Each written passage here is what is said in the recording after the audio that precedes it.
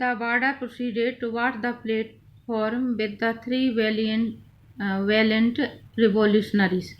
जो जेल प्रहरी थे वो तीनों क्रांतिकारियों को, वैलेंट रिवॉल्यूशनरी यानी वीर या बहादुर, तीनों क्रांतिकारियों को आगे प्लेटफॉर्म की तरफ ले जा रहे थे, आगे बढ़ते जा रहे थे। The deputy commissioner of Lahore was surprised and terrified to see that the convict were not shackled. जो डिप्टी कमिश्नर ऑफ लाहौर थे वो, उन्हें ये इस बात का आश्चर्य हुआ, सरप्राइज यानी आश्चर्यचकित होना, टेरिफाइड यानी भयभीत, उन्हें इस बात का आश्चर्य हुआ और साथ में उन्हें भय भी हुआ ये देख करके, टू सी यानी ये देख करके, that the convict were not shackled, के ये आरोपी जो है उन्हें चैनों में या जंजीरों में नहीं जकड़ा गया है, यानी उन्हें हथकड़ियाँ नहीं पहनाई गई हैं। Bhagat Singh read the fear in his eyes. Bhagat Singh ने डिप्टी कमिश्नर की आंखों में डर जो दिख रहा था, टेरिफाइड थे वो, तो वो डर पढ़ लिया। एंड सेड, और बोले, well mister magistrate you are fortunate. अच्छा मिस्टर मजिस्ट्रेट तुम भाग्यशाली हो। To be able to see how Indian revolutionaries can embrace death with pleasure for the sake of their supreme ideal.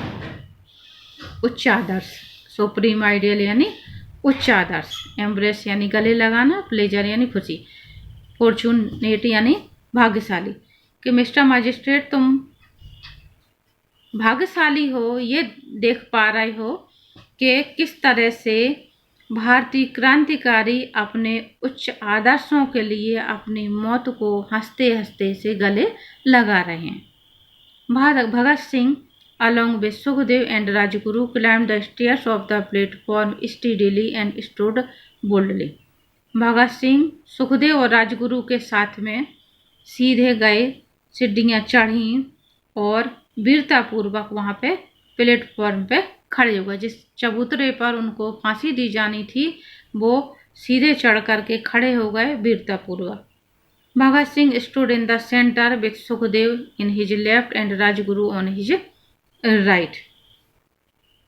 भगत सिंह बीच में खड़े हुए थे और सुखदेव उनके लेफ्ट में थे और राजगुरु उनके राइट में थे, यानी कि बाएं तरफ सुखदेव और दाएं तरफ राजगुरु, तीनों साथ साथ चल रहे थे। They read the slogan inquilab zindabad samrajyavad murdabad in a loud clear and distinct voice, pulled the hangman's rope, kissed it and put it round their necks. उन्होंने तीनों ने जोर से विशेष आवाज में इंकलाब जिंदाबाद और साम्राज्यवाद मुर्दाबाद नारे लगाए, जोर से क्लियर आवाज में, और पुल्ड द हैंगमैन्स रोप यानी जो फांसी का फंदा था उस रस्सी को अपने हाथ से खींचा, किस्ड इट उसको चूमा, and put it round their necks और अपनी गर्दन में स्वयं लपेट लिया। Bhagat Singh told the hangman, now you may set it right if you please.